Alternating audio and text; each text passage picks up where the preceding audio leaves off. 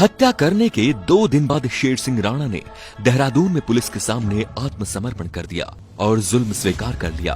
Case चलने तक अदालत ने शेर सिंह को तिहाड़ जेल में भेज दिया।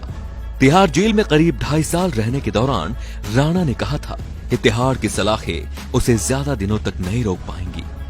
समय ने करवट बदली और लगभग 3 साल बाद 17 फरवरी 2004 को राणा फिल्मी अंदाज में तिहाड़ जेल से फरार हो गया। तिहाड़ जैसे अति सुरक्षित जेल से किसी कैदी का फरार हो जाना अपने आप में बड़ी बात थी। इसीलिए राणा एक बार फिर सुर्खियों में आ गया। उस दिन उत्तराखंड जेल में 3 अज्ञात लोग तिहाड़ जेल पहुंचे। उन्होंने तिहाड़ के अधिकारियों से कहा कि वो एक केस के सिलसिले में हरिद्वार की एक अदालत में पेशी के लिए शेर सिंह राणा को लेने आए हैं। वो अपने साथ हथकड़ी और अदालत में पेशी का ऑर्डर की कॉपी भी लेकर आए थे। तिहाड़ के अधिकारियों ने ऑर्डर की कॉपी देखी और फिर शेर सिंह राणा को तिहाड़ से निकालकर उन फर्जी पुलिस वालों यानी कि शेर सिंह राणा के साथियों को सौंप दिया। वो राणा को वहां से लेकर चले गए। बाद में जब मामले का खुलासा हुआ तो पूरे तिहाड़ जेल के साथ ही पूरे देश में हड़कंप मच गया। हालांकि 2 साल बाद 17 मई 2006 को राणा को कोलकाता में फिर से गिरफ्तार कर लिया गया। लेकिन ये कहानी है इन 2 सालों की जब वो जेल से फरार थे।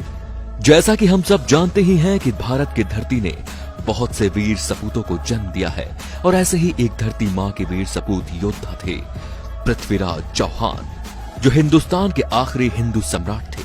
कंधार विमान हाईजैक मामले में तत्कालीन विदेश मंत्री जसवंत सिंह अफगानिस्तान गए थे, तो उस समय उन्हें गजनी ने पृथ्वीराज चौहान की समाधि होने की जानकारी खुद तालिबान सरकार के अधिकारियों ने दी थी।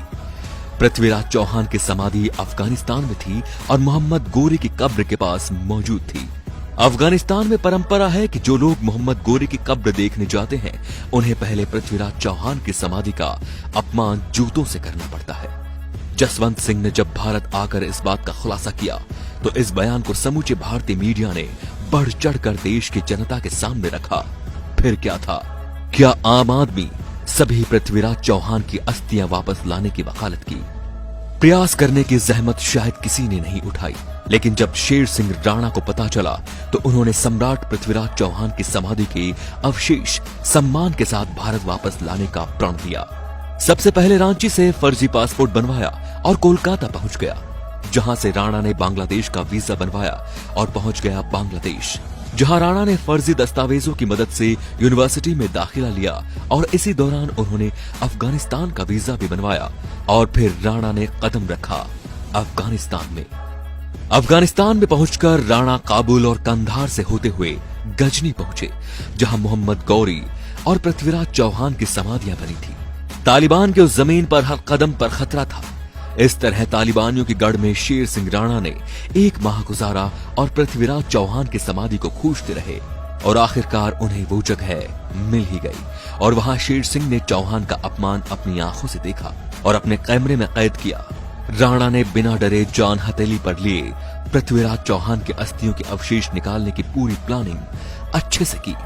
फिर आया वो दिन जब राणा ने अपने प्लानिंग के अनुसार पृथ्वीराज चौहान की समाधि की खुदाई की और अवशेषों को निकालकर सम्मान पूर्वक भारत ले आया। इस घटना को अंजाम देने में 3 माह का वक्त लगा। पूरे घटनाक्रम की वीडियो भी बनाई ताकि वो अपनी बात को प्रमाणित कर सके। बाद में राणा ने अपनी मां की मदद से गाजियाबाद की पिलखुआ में पृथ्वीराज चौहान का मंदिर बनवाया, जहां पर उनकी अस्थियां रखी गई। आधिकारिक तौर पर इस बात की पुष्टि आज तक नहीं हो पाई है, लेकिन जिसने भी राणा के कारनामे की कहानी सुनी गर्व से भर गया।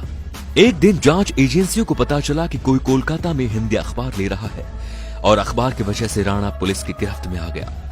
2006 कोलकाता के गेस्ट हाउस से दिल्ली पुलिस ने उन्हें गिरफ्तार कर दोबारा तिहाड़ जेल भेज दिया, जहां पर उन्होंने जेल डायरी तिहाड़ से काबुल कंधार तक नाम की एक किताब लिखी।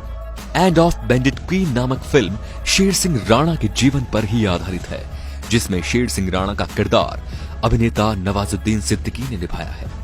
तो ये शेर सिंह राणा के अदम्य साहस और कारनामे की कहानी शेर सिंह द्वारा उठाए गए इसी कदम का स्वागत है।